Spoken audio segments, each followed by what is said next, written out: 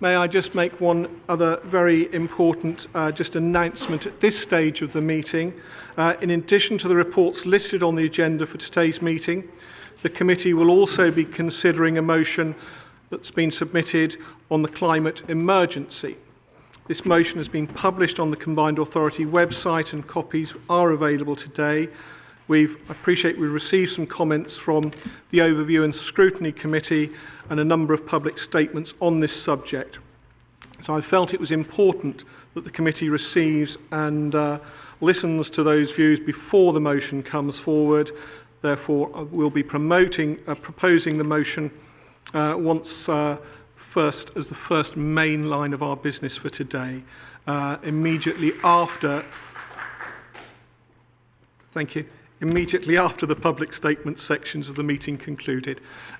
In recognition of, and please we haven't been introduced yet, but in recognition of people who are going to be here, I felt it was important that we set the scene for what we're doing. So hopefully that shows everybody our commitment in that space. In terms of apologies, we've received apologies from Professor Steve West, the chair of our Local Enterprise Partnership, and from Councillor Stephen Clark, the chair of our Overview and Scrutiny Committee. And I'm pleased to again welcome Councillor Duguid, who is attending on Councillor Clark's behalf. Item 3 on the agenda then, please, is declarations of interest under the Local Government Act of 2011. At this point, I ask my colleagues on the committee if they have any declarations to declare at this stage. I note for the record that there are none. Thank you. Item 4 are the minutes from our previous meeting. These have been circulated. We have considered them previously, but may I ask members if there were any other comments or things they'd like to add? I note there aren't, therefore, members, are we happy if I sign them for the record? Thank you.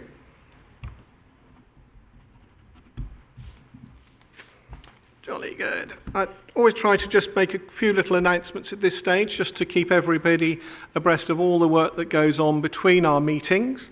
Whilst there's been so much happening, I just wanted to highlight a few points that I think are really important for us.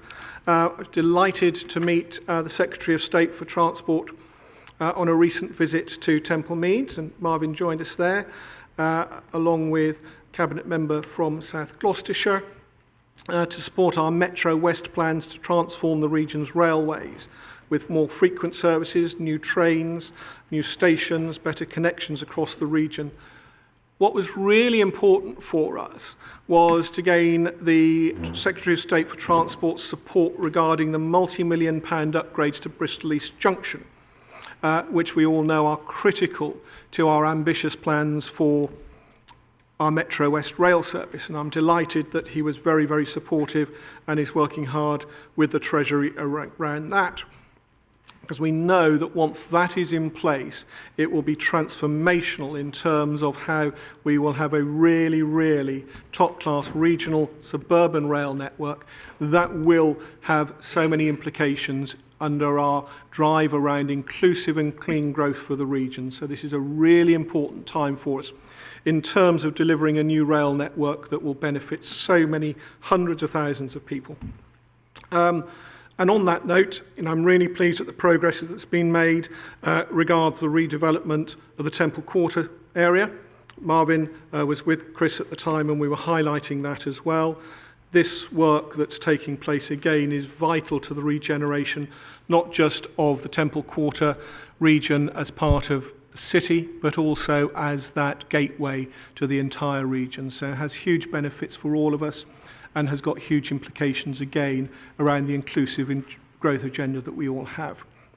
I think it was really interesting, just like to highlight the new £1 million Green Business Grants Fund, which has opened to applications to help small and medium-sized businesses across the region improve their energy efficiency. And we know we all need to do even more in this area around the climate emergency and climate challenges.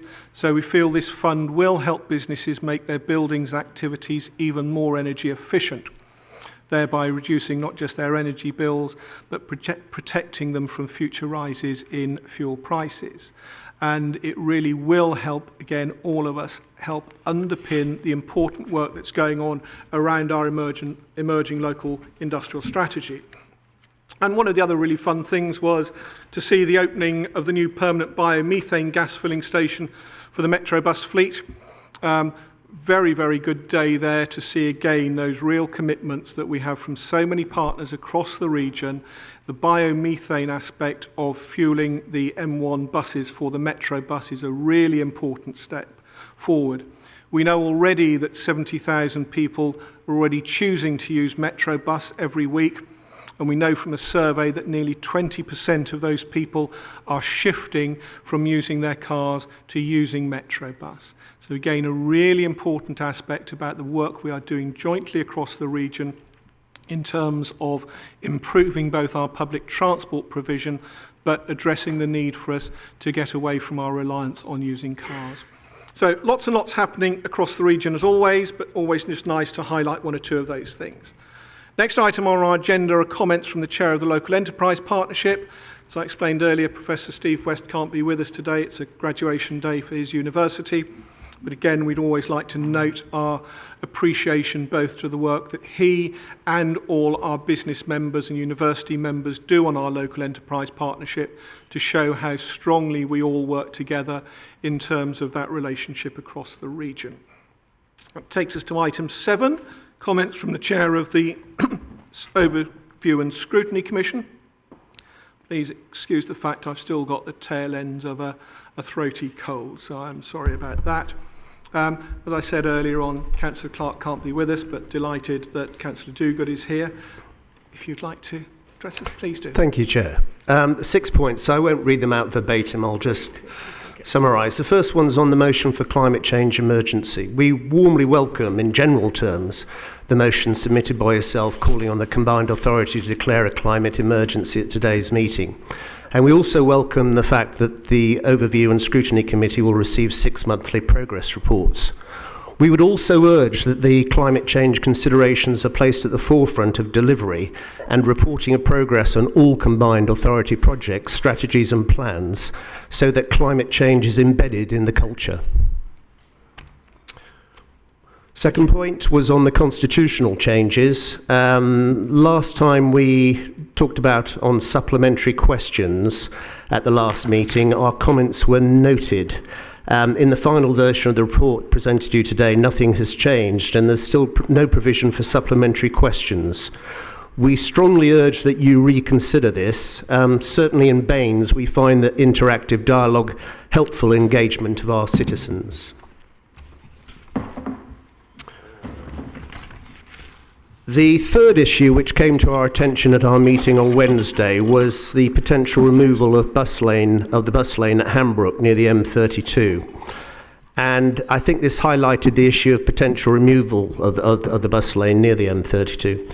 What came out of this is that we would like assurance that all authorities have been appropriately involved in discussions of this nature and matter, because it looked as if two authorities, unitary authorities, hadn't discussed this and the knock-on effect of the action of one on the other. Concern about late amendments to committee reports. It's recognised that there'll be circumstances where report recommendations may occasionally need to be amended prior to decisions being taken at combined authority committee meetings. There was an incident last month where a significant amendment was made to recommendation 16, whereby £3.5 million was earmarked for the delivery of Yate Park and Ride, subject to completion of business cases as required. The original recommendation sought an allocation of £500,000 to develop outline business cases, and that's a material difference. And members don't consider late amendments of that nature with such a material difference to reports to be good practice, and would ask that this is we try and avoid this in future. Integrated ticketing, we fully support the report recommendations and further work. That's very encouraging. And lastly, employment and skills plan. Members felt that perhaps we needed greater ambition on what was presented to us, and it needs to be articulated about what will be achieved through the plan's implementation. I think our committee felt that there was an area for robust, smart targets, indicators, that need to be set so that improvements can be measured. And members asked for an update to be brought to our next meeting. Thank you very much, and please would you thank all of the members of the committee on our behalf, because we appreciate all the work that goes on in that. Very keen just to see if, as I say, we always note the reports, just to see if there's any comments from members.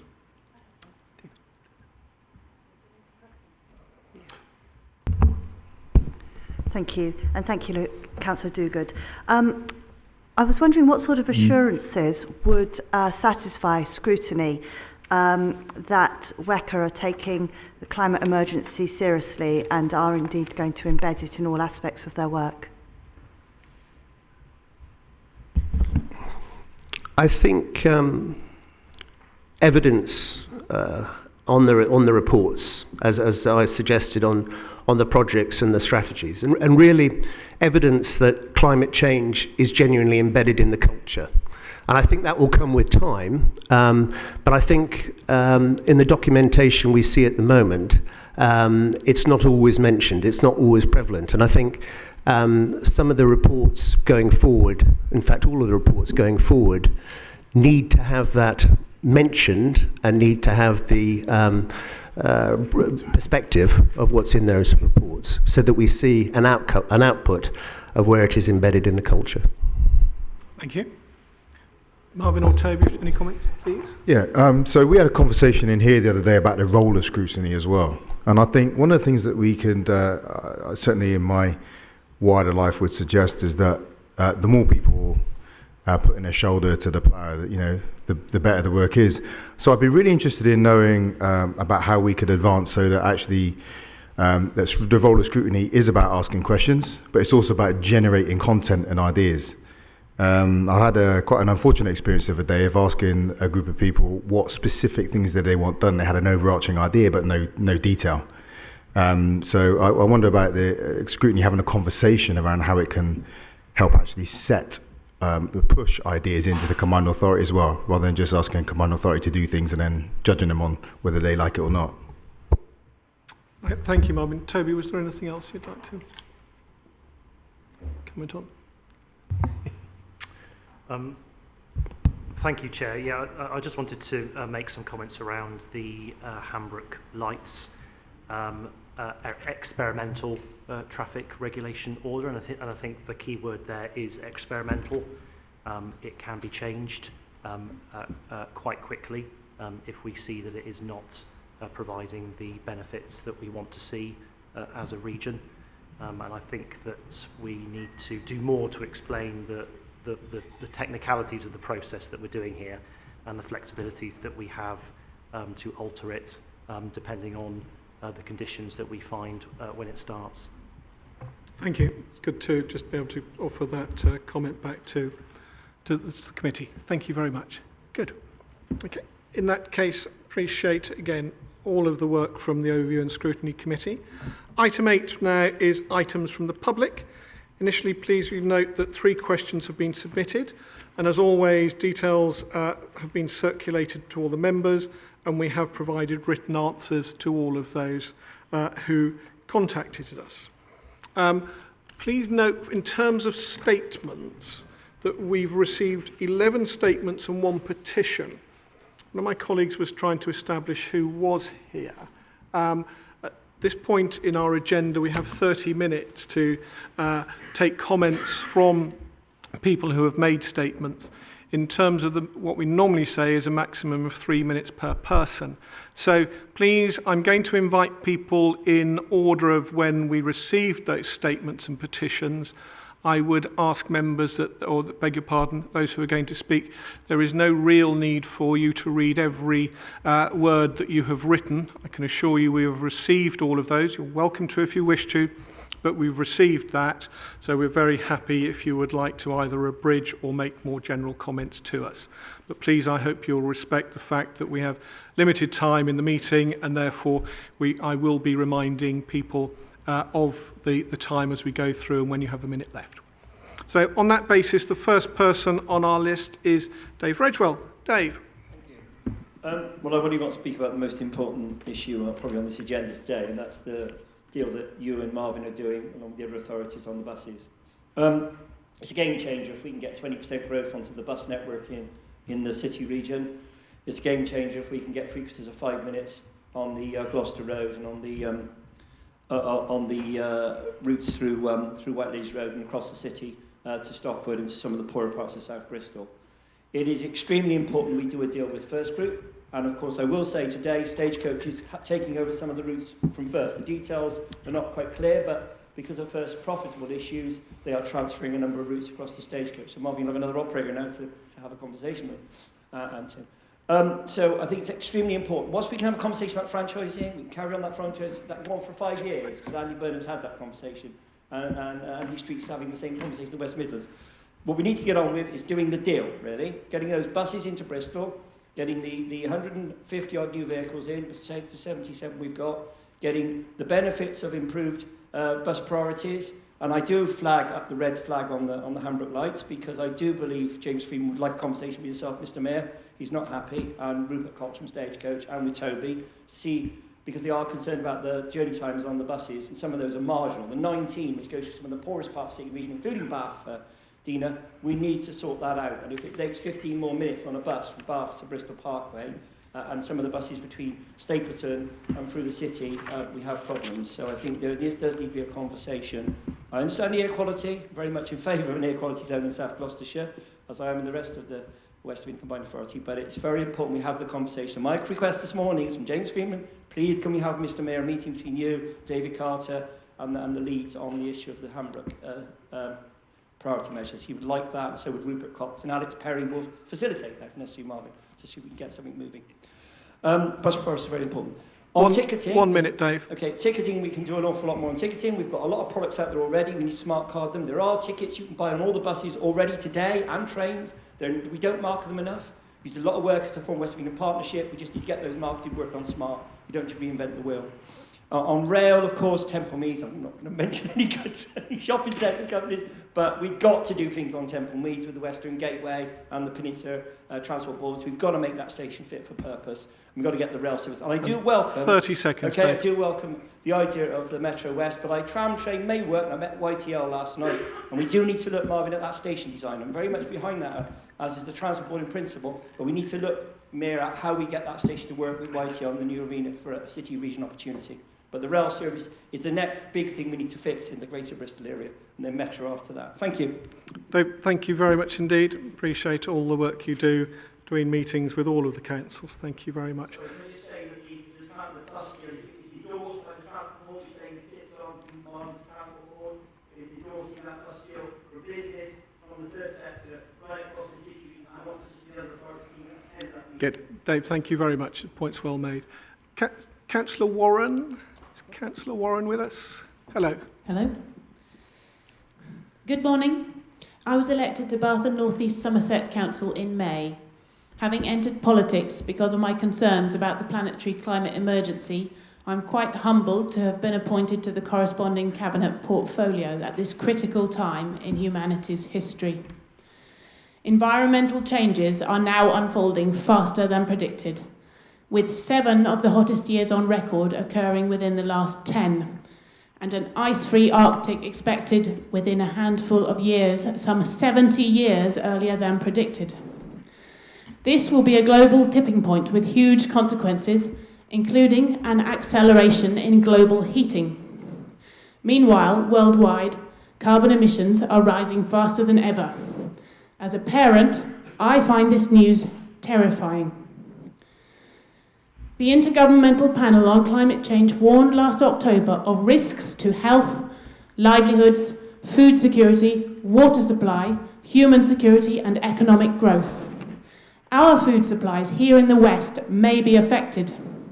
We have 11 years to bring about an unprecedented transformation to our economy and our lifestyles in order to avoid this harm. Your 3 constituent authorities have now recognised the climate emergency along with around 120 other UK authorities, and you must now do likewise. 73 of those authorities are aiming for zero emissions by 2030. As policymakers, only you have the power to draft the policies that will determine our way of life here in the west of England. The long-awaited bus strategy, the joint spatial plan, the joint local transport plan. Only you can ensure they reflect the new frightening reality of climate chaos.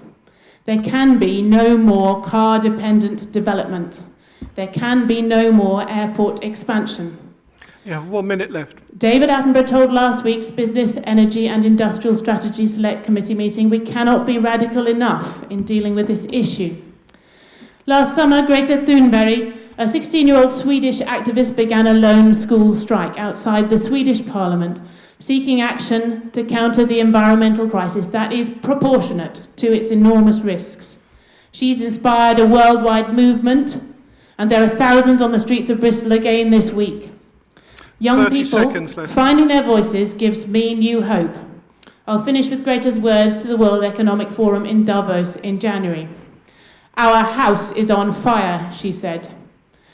"I want you to panic. I want you to feel the fear I feel every day, and then I want you to act as if the house was on fire, because it is." Thank you. Thank you.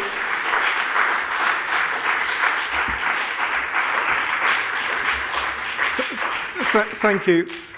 Dina, was there a comment you wanted to make? I'm conscious we have a lot of people to speak. So thank you for your allowing this. So, Councillor Warren, what more do you think WECA could do, bearing in mind that it is a constituent, it is made up of 3 of the 4 authorities in this area? Hi, I think those policies are key, the ones I mentioned, because they govern the ability of the constituent authorities to take decisions, and you have money for transport and so on, and you need to be spending that in the right way and making those policies reflect the new reality. Thank you. Our third statement was from Dorothy Stein, or Stain. I'm sorry, we haven't met, so I'm not sure how we pronounce your surname. Please, you have 3 minutes, and I'll remind you at 1 minute left and 30 seconds, please. Hi, my name's Dorothy Stein. I'm an IT project manager from Bath. I co-founded an IT services company, and I've worked with UE and Future Economy Centre here in Bristol, so I know just how hard it is to get a business going and to create jobs and opportunities. I'm appealing to WECA to declare a climate emergency. I won't try and squeeze all the climate science into 3 minutes. Sarah has started, and I'll just add a couple of facts to that. We know that 1.5 degrees of warming is hugely destructive. On the 10th of July, the government's Independent Committee for Climate Change sent out a report saying that we're currently on track for 4 degrees of warming globally, and the UK is off to meet its targets from the Paris Agreement even. Second point, in 2018 there was a 2.7% increase in carbon dioxide emissions globally. So this shows that all of the efforts that we've been making to date aren't enough, and in fact we're moving in the wrong direction. Every report that comes out shows that climate breakdown is occurring faster than predicted, and at any time we could hit the tipping point where the Earth's own systems start contributing to this, and there's no way back. It's very hard to take this in. So our life's work, whether it's family, career, vocation, all of those, and our hopes and dreams, and particularly the hopes and dreams of younger people, are all affected by this and negated by this, the things that we're striving for. The climate crisis will be the backdrop to the rest of our lives, and there's no more business as usual. I understand what WECA's priorities are: growth, productivity, innovation, understand that, and housing, 1 minute transport. But a habitable world is the precondition for all of the things that WECA's striving for. So what is the point of WECA declaring a climate emergency? 3 things. It's a commitment to a step change. Incremental steps are not going to be enough. It's a commitment to put emissions reduction at the heart of everything that WECA does. and every decision that it makes. Another And it also 30 seconds. sends a message across the region and across the UK and internationally that we understand the gravity of what's happening and we're appealing to others to work with us. Thank you. Thank you very much.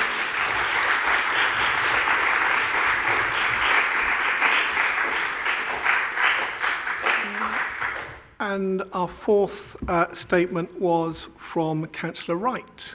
Hello, I thought I could see you behind it. Hello. Hello. 50 years ago tomorrow, man first landed on the moon. The world 50 years ago was full of hope. If we could put a man on the moon, we could use technology to solve things. The future was in our grasp. It was going to be brighter, shinier, and faster. 50 years on from landing on the moon, scientists on the Intergovernmental Panel on Climate Change have told us quite categorically that if we do not change our land use, our transport use, and our energy use, in 50 years' time, we will face catastrophe. The rise of global temperatures is causing habitat loss and the extinction of thousands of species.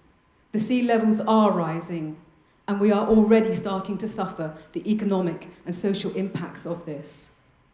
In 50 years' time, if we carry on as we are, our children and their children will not have a future. Our only hope is to drastically change the way we live now. 50 years ago, we were full of hope that science was going to change the world.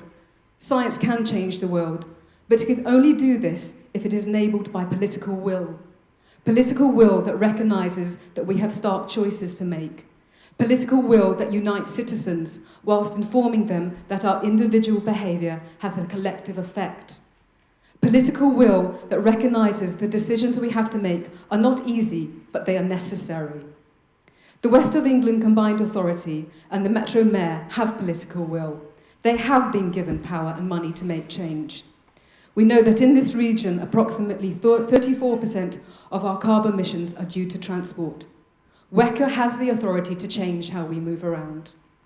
Does the Cllr Mayor have the political will to imagine and to begin to implement a zero-carbon future?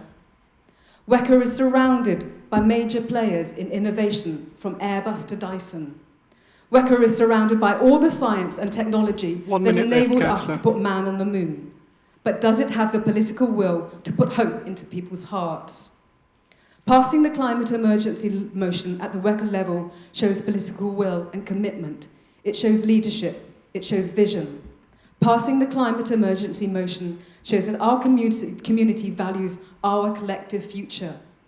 Passing the climate emergency motion shows that we understand the need for partnerships of many kinds to prevent and mitigate catastrophe. 30 seconds, please. In 50 years' time, will man look at our decisions and say, they were willing to take one small step. They were ambitious enough to make one giant leap for mankind. Thank you.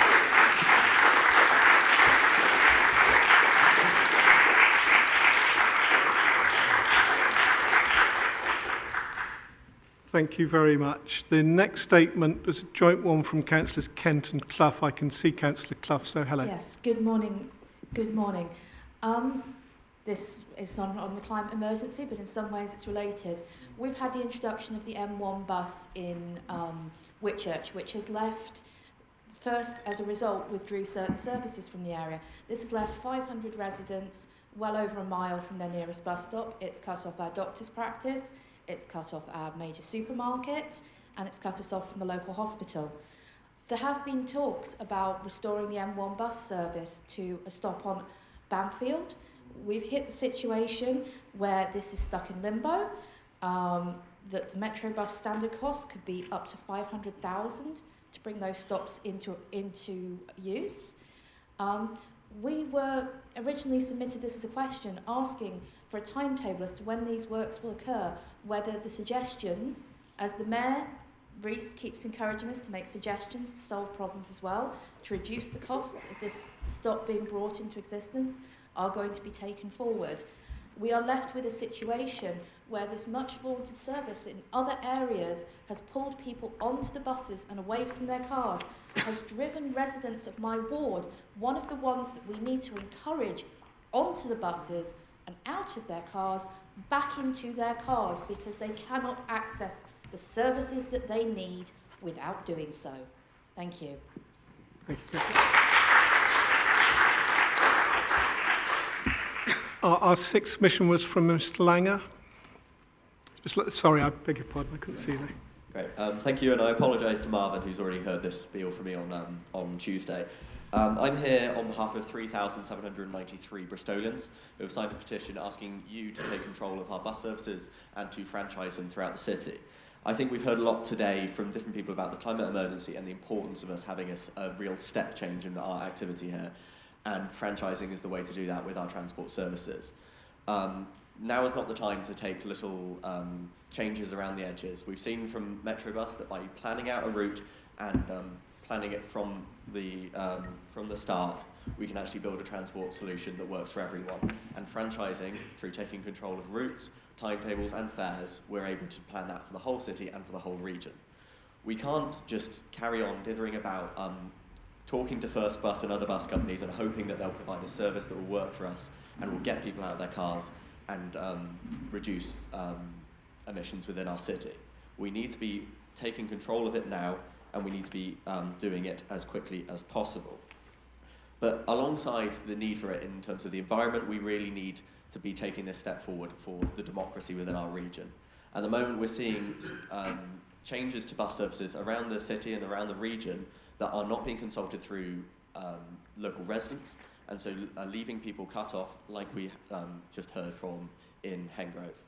We really need to be making sure that people are able to be consulted on the routes that they rely on, because at the end of the day, public transport is for the good of the public, and we really need to make sure that they are being consulted on any changes that will affect their lives.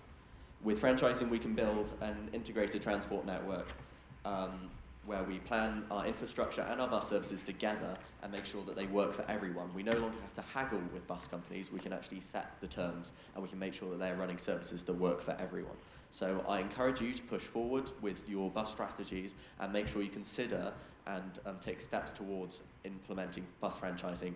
And I hope that you will also respond to all of the thousands of Bristolians who are asking you to do this. Thank you. Thank you very much.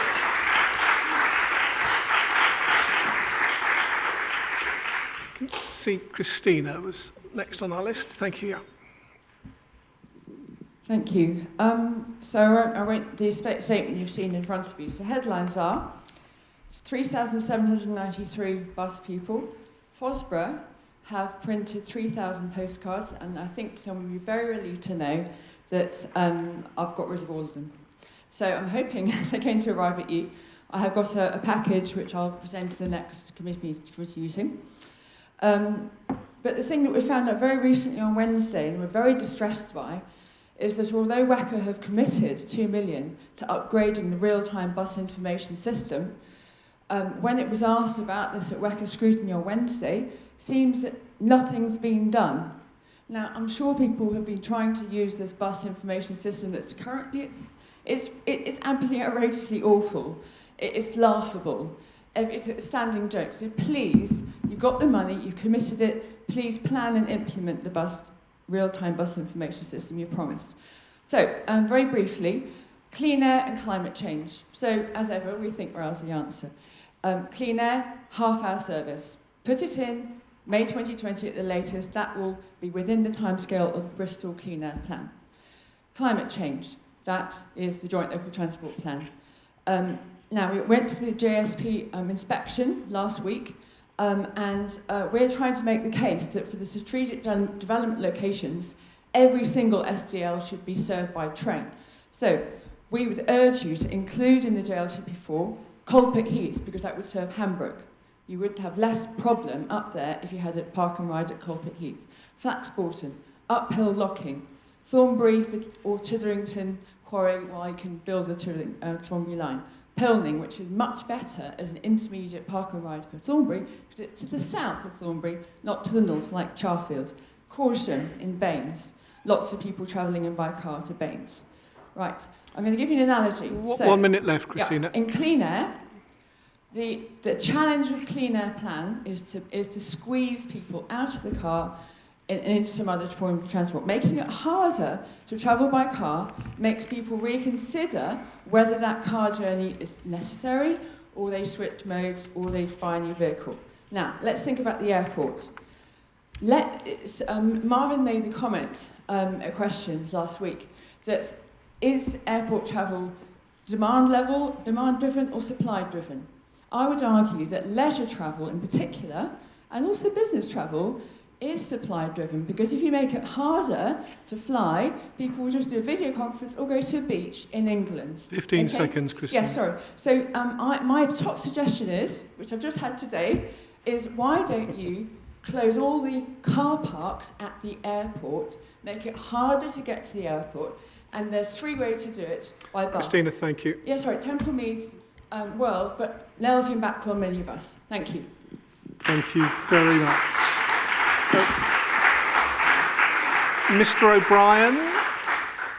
Mr. O'Brien, hello. Good morning. I'm a director of Bristol Energy Cooperative and a founder of Zero West. This is a collaboration to accelerate the transition to a zero-carbon society in the West of England region. Last Wednesday, South Gloucester became the final West of England local authority to declare a climate emergency. This is good news, and I trust that all 4 are 100% committed to the huge actions that must now follow urgently. And I trust that the climate emergency motion today will be passed. We have to adopt a war-footing approach to this, nothing less.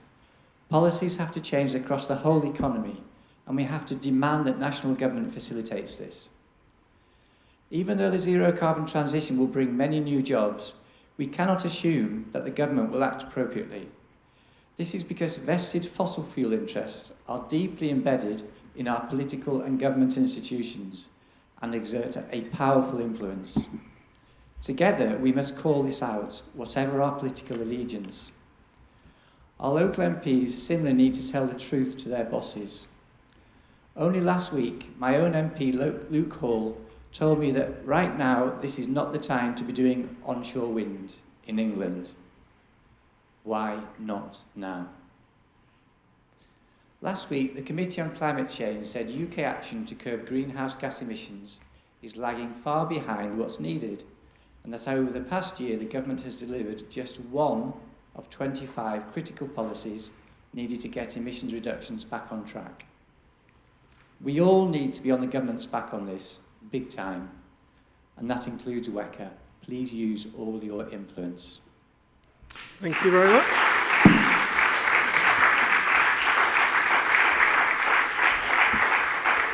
Is Mr. Shaw with us today? Thank you. I mean, he did say in his note he wasn't going to be. I can't see him, but I would hate him to be sat at the back and I can't see him. Okay. Thank you. No, we have, and it's all shared, but I just wanted to make sure if I hadn't spotted him. He's very welcome. Alison Allen. Hello. Hello. Thanks. I'm Alison Allen on behalf of Extinction Rebellion. We note from your last agenda that your own chair of the Combined Authority Overview and Scrutiny Committee, Councillor Stephen Clark, asked this body to declare a climate emergency, further supported by a statement from Councillor Martin Fodor. It was not agreed. This isn't good enough. As a regional authority, WECA must show leadership. You have the key. All the councils within WECA have now declared a climate emergency, so why has not WECA done the same? The threat we face has not been taken seriously by Mr. Bowles and the members of the board. WECA can and must declare a climate emergency immediately, and having done so, it must work with its councils in a cross-party effort to put in place bold schemes that will ensure that the region is actively combating climate change. As David Attenborough said, we cannot be radical enough in dealing with these issues. In terms of being radical, Extinction Rebellion is not an anarchist movement, despite what was suggested on Radio 4's Today programme by one Richard Walton. Mr. Walton is a former Metropolitan Police commander who was forced to step down when accused of misconduct by the Stephen Lawrence inquiry. He represents a right-wing think tank with unknown funding. Extinction Rebellion, on the other hand, is a grassroots movement of ordinary citizens from countries around the world. Citizens who are terrified by their government's inaction in the face of climate change. Citizens who are aware of the havoc that will be caused by anthropogenic climate change and You have ecological 1 minute left. collapse. Citizens who see that the political apathy has left them, and more importantly their children, in a desperate situation. Citizens who feel that their only course of action is actually non-violent protest, to force governments to act and to put the situation front and centre for the public, who by and large are very ill-informed. The ice cap is melting faster than predicted. 30 seconds left. Sea level is already impacting communities, and we're set to lose many of our coastal villages, towns and cities due to rising tides and increased storm activities. This is an emergency, and WECA, along with every organisation, authority and person who holds power, must recognise this and act now. Thank you very much.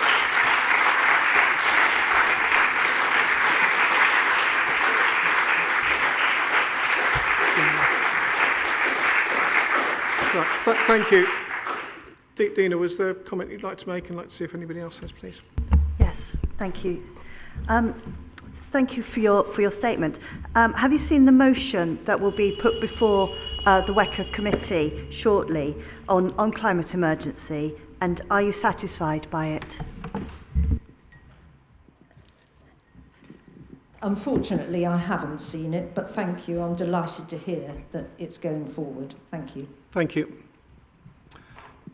Councillor Stevens, I understood he wasn't attending, just again, as earlier, to check he isn't here. Thank you. And in that case, our last statement and speaker for today is Nikki Jones. Is Nikki with us?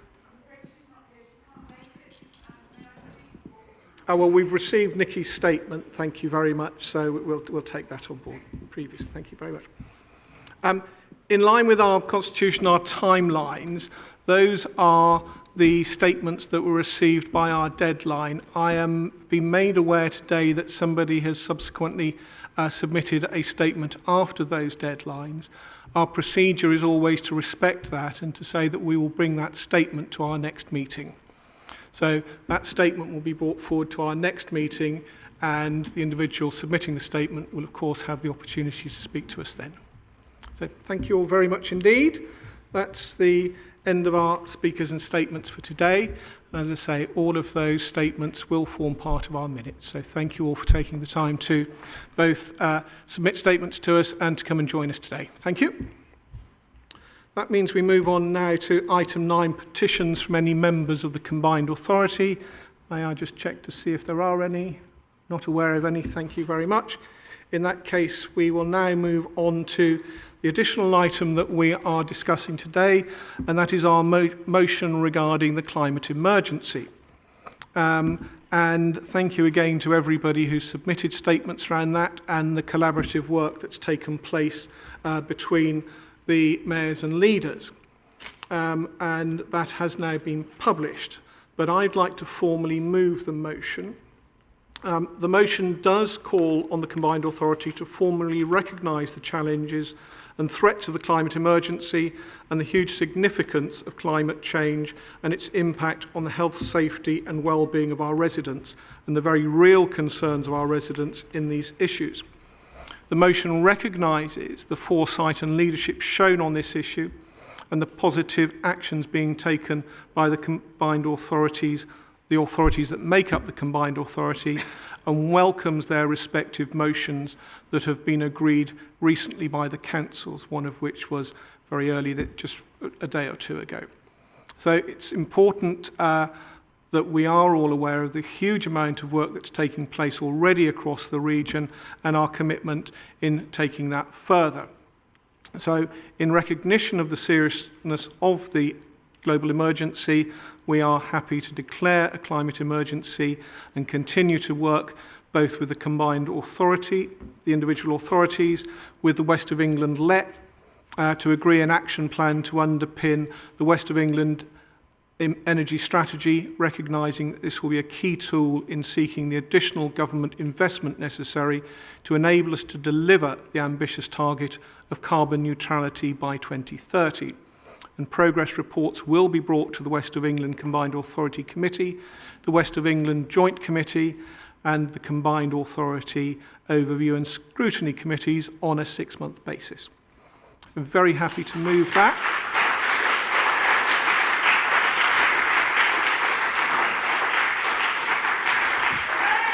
I would like to thank you, please, if I may. Our process, we need to continue our process to formalise this, so please bear with me. Thank you. I'd now like to look to my colleagues for a seconder. I am very keen and hopeful that we can agree that all 3 members are seconding this jointly.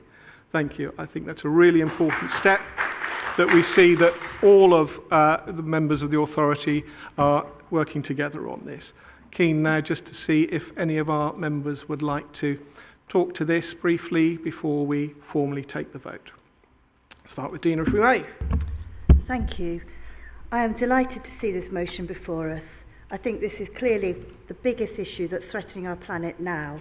It's bigger than the individual local authorities. It's bigger even than WECA. But nonetheless, it is absolutely right that WECA, like its constituent parts, recognises the huge significance of climate emergency and is willing to play our part. Because this has an impact on our residents' health and well-being, as well as their livelihoods. What I would like to also add is that I think it's important that all of us within WECA, so whatever part we play within WECA, ensure that we consider climate emergency in all the things that we do, in all the decisions and work that we undertake as WECA. Thank you. Thank you very much. Toby, was there anything you'd like to add? Thank you, Chair. I'm not going to say a huge amount. We did have our, and the reason for that is we had a very significant debate at our South Gloucestershire Council meeting on Wednesday, which was our first normal meeting since our local elections, with a huge number of contributions from councillors across all political groups on the authority, many of whom were newly elected in May. That resulted in a unanimous motion from our council, and I'm pleased to see that coming together as constituent authorities through the combined authority can also add weight to that. Toby, thank you very much. Marvin, anything you'd like to bring to this? Sure, yeah. I think the first thing is to say we've got to get down to some specifics. And as I shared in an interview the other day, the less glamorous side of doing this is actually signing contracts, doing deals, ordering buses, getting the planning permissions through. And I think sometimes that stuff doesn't look like much, but it is the stuff that counts. So actually, this is my point I made earlier. Just saying what needs to happen is good, but actually saying the specifics of how you get there is better. So actually, I think across all the elected members across our patch, if they're driving solutions, that'd be a really good use of time. And I hope anyway. The other thing I would say is I think the statement was made about it is government alone, local government alone. I think that's not a full understanding of what place shapes a place.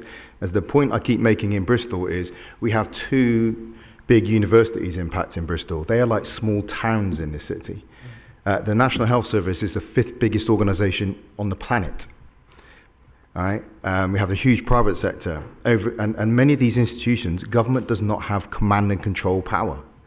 So if we are serious about the impact of a place on the planet, not just a local government on the planet, then we actually have to talk about the collective impact of all those institutions and start thinking about not just decisions made in this room, but decisions made in boards right across the region. And there are many boards that don't interact with this board on a systematic way. So we have to be quite tuned in if we're serious. I think, thirdly, just to let people know that a piece of machinery, which I think is quite exciting, has been set up. So we've written a one city plan for Bristol, and I'm not claiming credit for Bristol here. What I am going to point out is that actually South Gloucester, North Somerset and the Combined Authority are part of that. Baines didn't come, but it'd be good if you did actually participate in that. And we've set up an Environment and Sustainability Board that's got 3 aims every year up to 2050. You start to get specific. What do we actually want to deliver every year up to 2050? And that's just the tip of the iceberg, because everything can else happen in the hinterland. The recruitment for that board was through the Green Capital Partnership. It was an open process. We've got experts from the universities, from the utilities companies, from civil society organisations as well, all working together to set out what that future journey is. But I was really pleased to get the participation of the neighbours, but we do need full participation in that, and to really give the platform for that expertise to come together to begin to shape what we do and feed into what we do as constituent authorities, but what we do as a combined authority also. Thank you very much, Marvin. Dina, were you looking to... Sorry, I say one tiny thing, which was, if that was an invitation, then I'm happy to accept and take part. Wonderful. Thank you.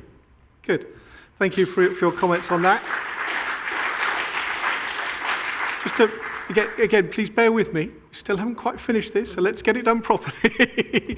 So now we just need to actually take a formal vote, please, on the motion as proposed and seconded by everybody. So for the record, please, can I ask everybody to indicate if they're in favour of the motion? Thank you. I note for the record, please, I've got to get it minuted first. Bear with me. Yes, we note for the record now that motion has been unanimously carried by all of the combined authority. Thank you.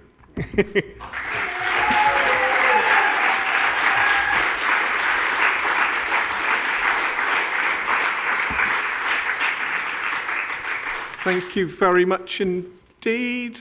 Oh. Okay, sorry, you weren't coming for that. All right. Lovely to see you. Thanks for coming along. Item 10 on our agenda now is regarding our governance and constitution, and this sets out proposed changes to the Combined Authority governance and constitutional arrangements. There are a number of points that I'd just like to quickly highlight. The revised governance arrangements are summarised in a flowchart on Appendix 1 of the papers.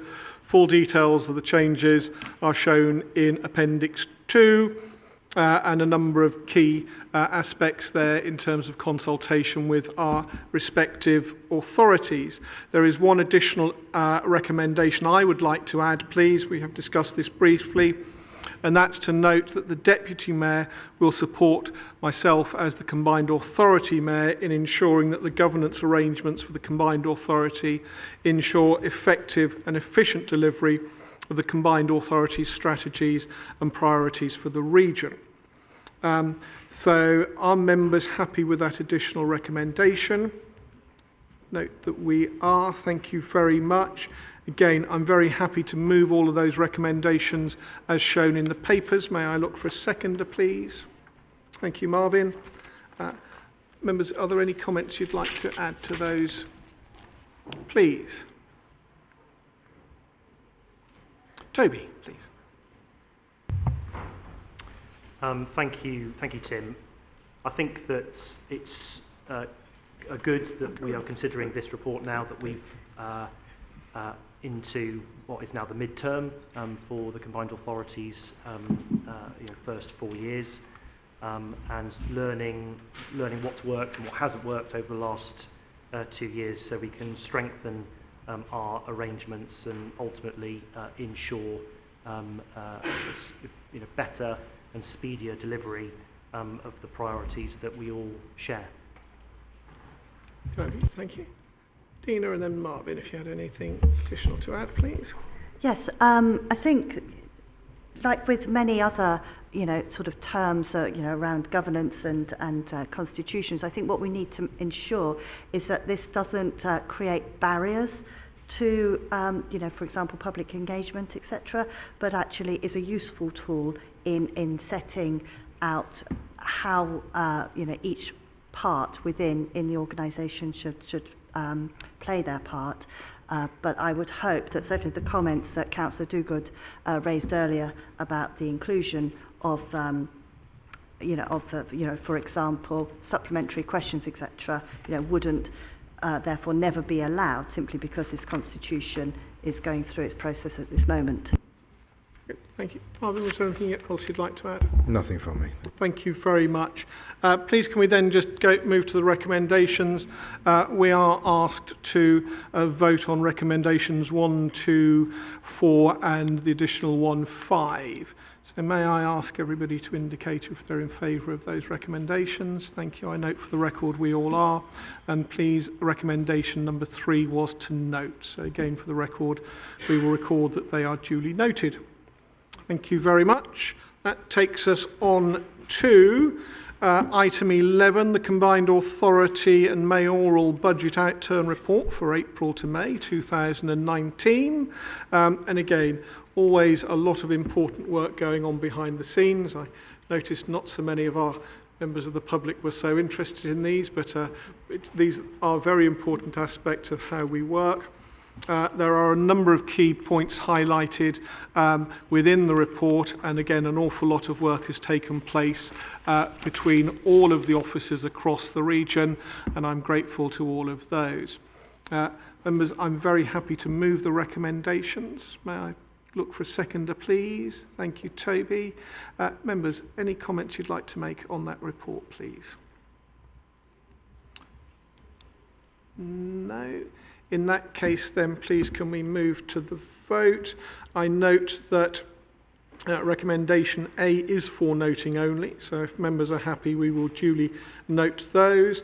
And may I look at B, C, and D collectively, and may I ask the constituent councils to indicate if they are in favour of those recommendations, please.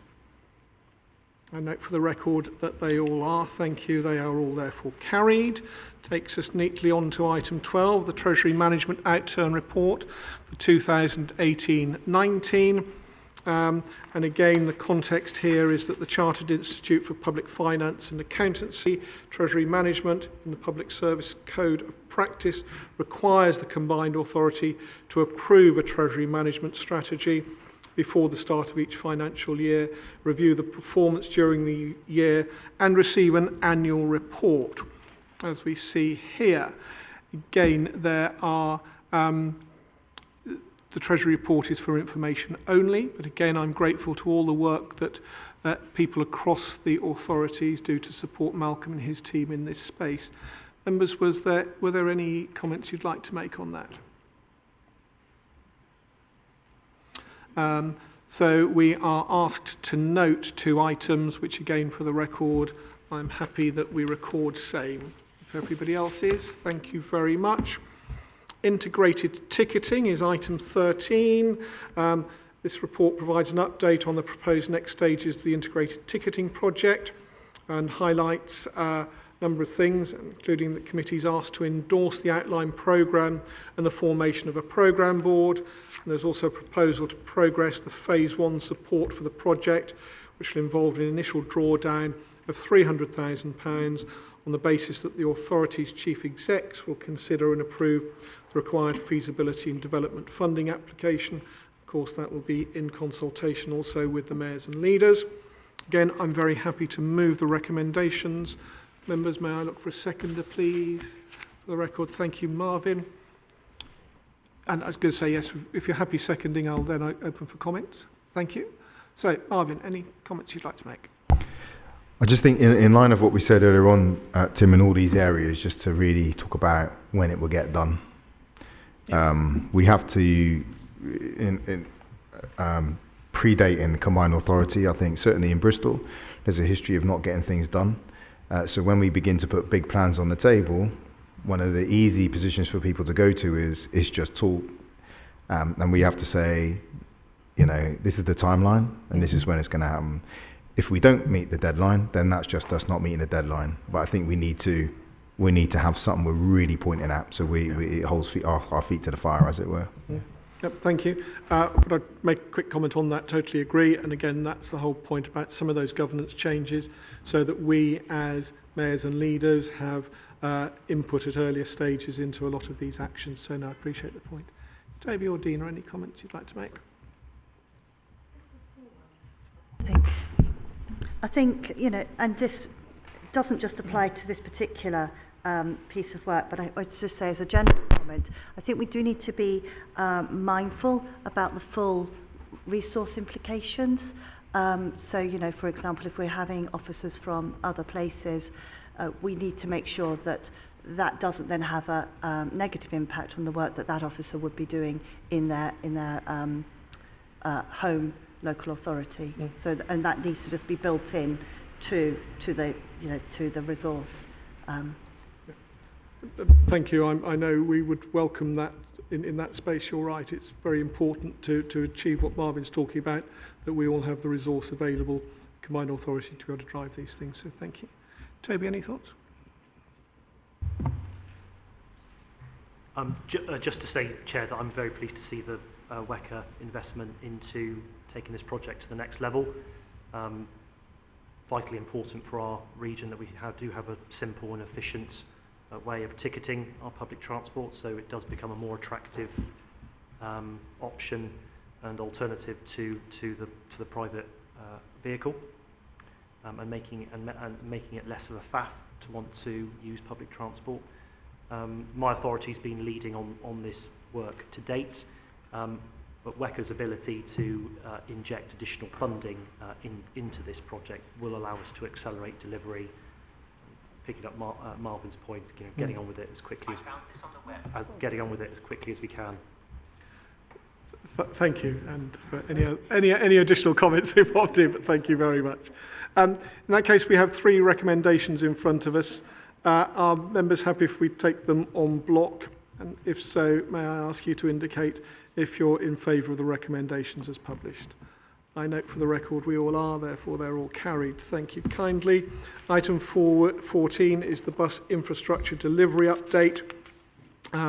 Just a number of key points there. The background on the work, and so it highlights the background on the work undertaken so far, details of the approach to progress to the bus infrastructure proposals, which are very important, and a request to approve the recruitment of a senior project manager to coordinate the delivery of the proposals. I think it's a point that, if you like, Dina's touched on already.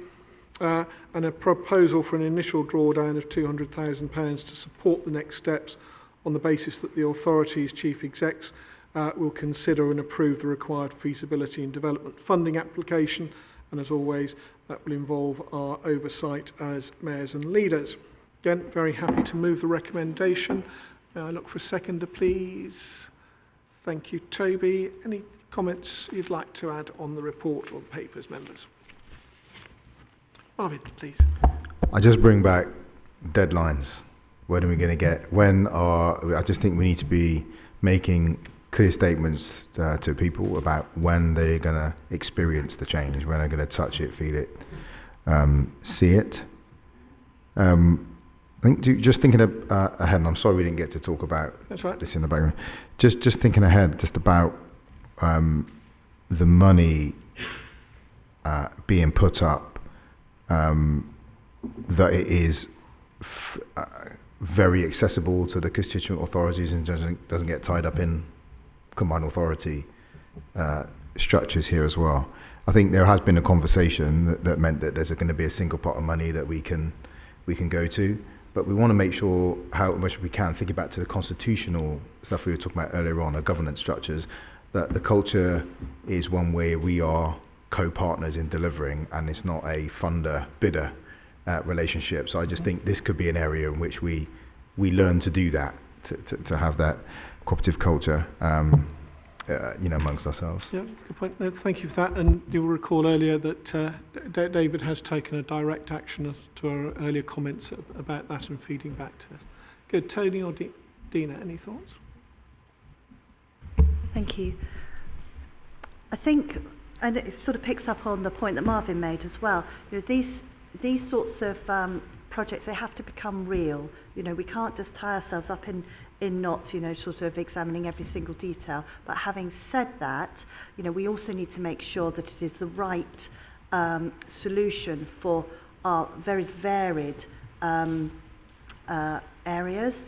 And, you know, I would hope, and I think I have said this previously, that the consultation is sort of both meaningful and truly accessible for all of our residents to take part in.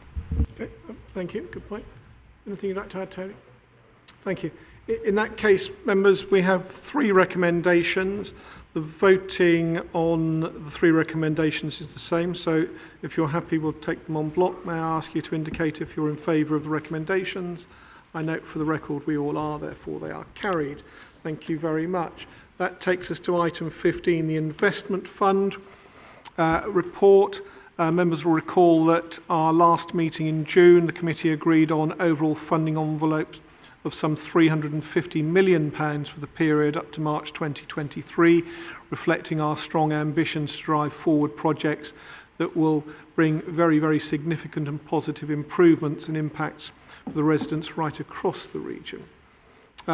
Within that context, the report before us today sets out details of the latest specific approvals required. There's a long list of them. Don't propose going through them individually, as some members may wish to comment on them. But can I also note, please, that there are 18 recommendations set out in the report, and with the agreement of members, we do need to formally add an additional recommendation 19 in relation to Invest Bristol and Bath, which is outlined in the report on paragraph 47. And for the record, that reads as follows: to note the submission of the full business case for Invest Bristol and Bath with sustainable funding options to be considered further by the West of England 151 officers, and delegate the funding award to the WECA Chief Exec in consultation with the Chief Execs of the other authorities. So if members are happy to include that recommendation, I will shortly look to move that. I would like to just note, please, though, that there is a small typo in one of the application forms that sits underneath the report here, and that relates to M32 P&Rs. And just to be clear, that the report should read that the project manager is at WECA. So if members are happy, I'm happy to move all those recommendations. And if so, may I look to one of you to second, please?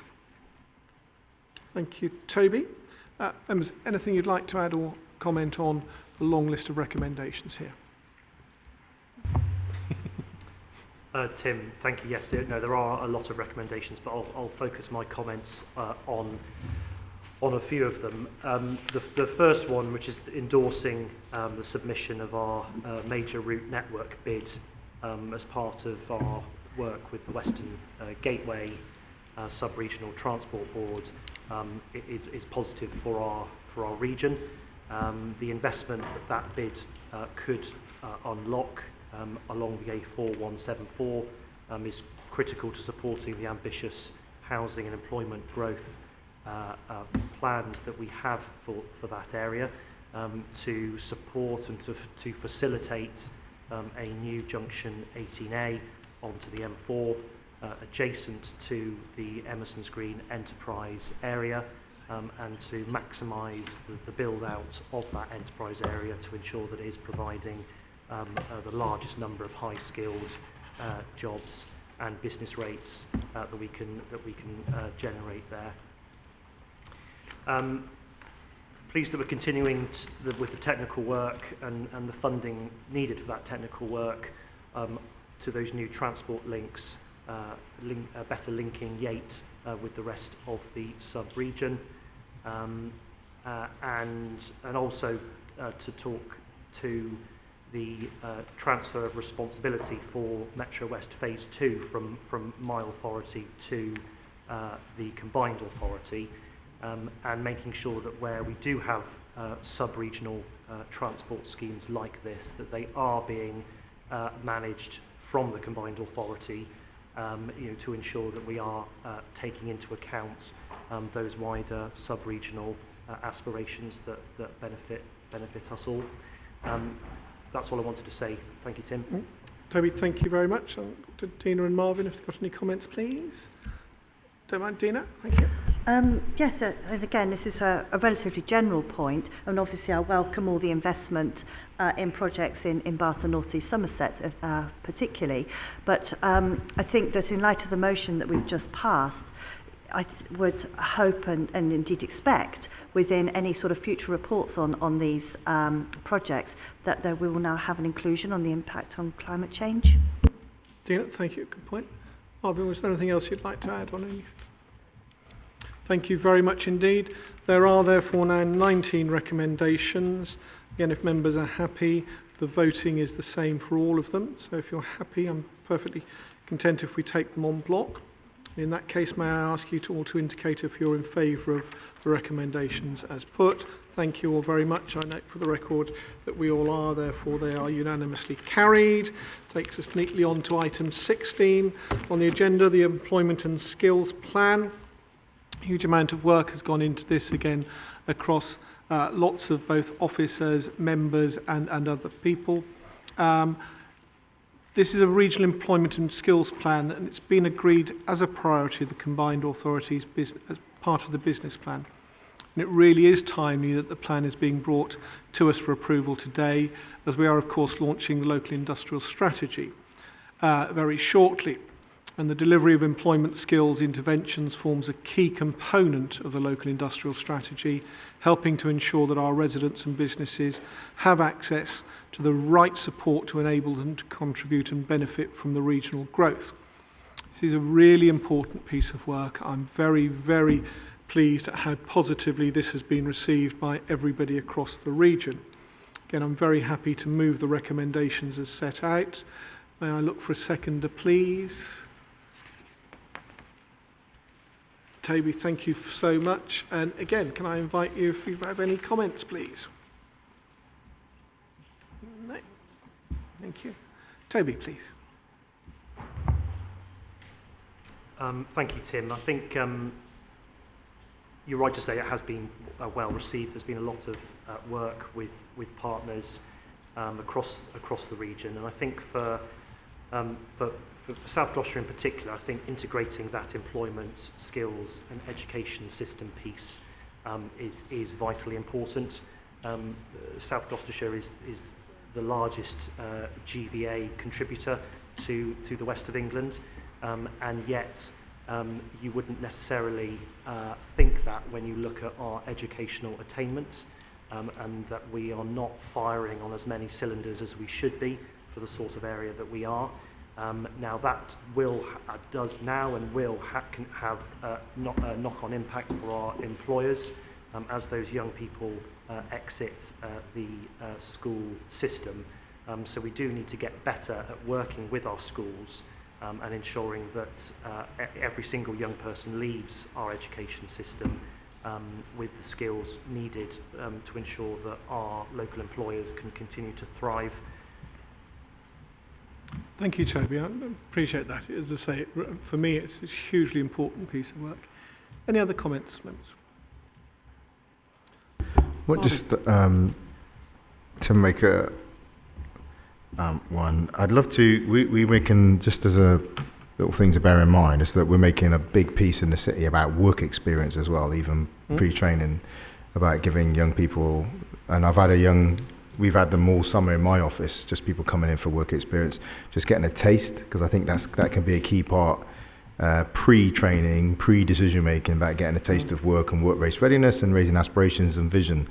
So I wondered the extent to which we could, in the first instance, link up with the Bristol works, and we'd be happy to share the works with our neighbours as well, just as a kind of a structure in terms of how we're trying it, and lessons we've learned, and successes we had, mistakes we've made. But two, kind of maybe even extending the reach of this to cover that first step into the workplace as well. I think we'd also welcome a look at entry level into construction and development as well. Homes England have made a big piece of this.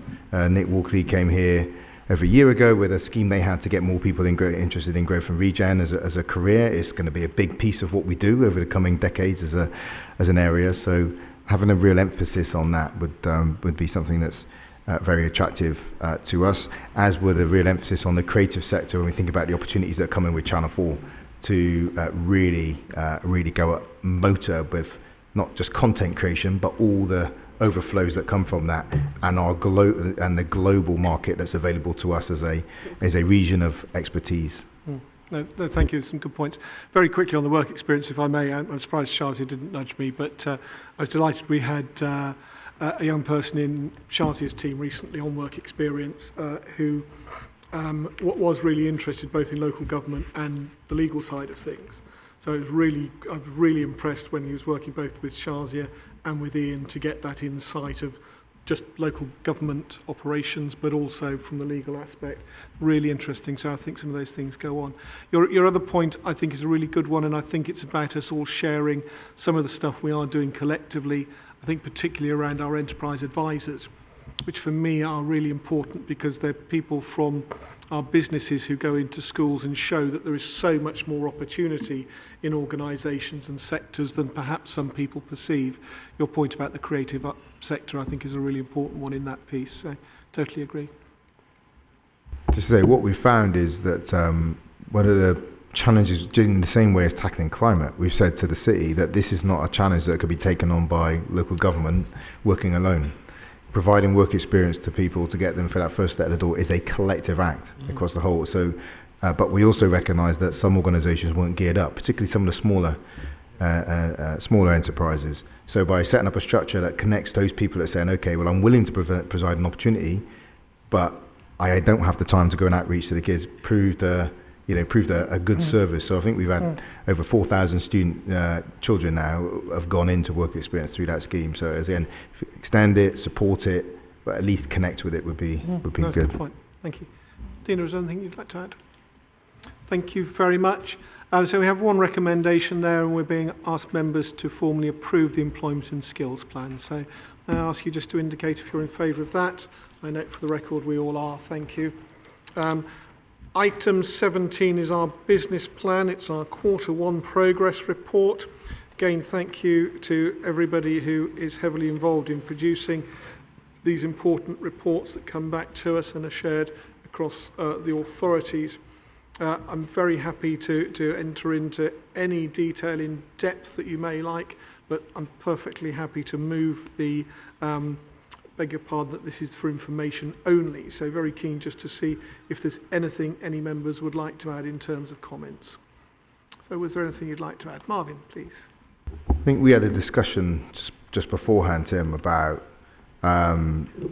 just in light of what it takes to deliver on the scale of global challenge we face now around climate emergency, about in our business plans and in our industrial strategy, just looking at where we can just go back and overlay it, making sure that there's an explicit reference to the IPCC report and making an explicit reference to climate emergency. Whether it's in an appendix, just to show it is there, but just to look at our language to make sure that we're not only holding it up, but seem to be holding it up as well. But we had that chat beforehand. No, and it's a good point, and please, I'm pleased you brought it forward, because yes, a lot of these discussions go on, as I say, when we're all talking to one another. Any other comments, Dina or Toby? No, I'd absolutely welcome that suggestion. Thank you. Unless there was anything else, Toby, again, we're just to formally note that, so thank you for the record, that's duly noted. That takes us to just the last point I have, whilst I draw this meeting to a close, and that's just to note that details of the decisions taken at this meeting and the draft minutes of this meeting will be published on the Combined Authorities website as soon as possible, as will the public statements submitted and the questions and their subsequent replies. And therefore, on that note, thank you all very much indeed for your attendance. Thank you for one or two members of the public who've remained. Always nice to see you and appreciate your support for everything we're doing. And on that note, I will formally close the meeting at 11:29.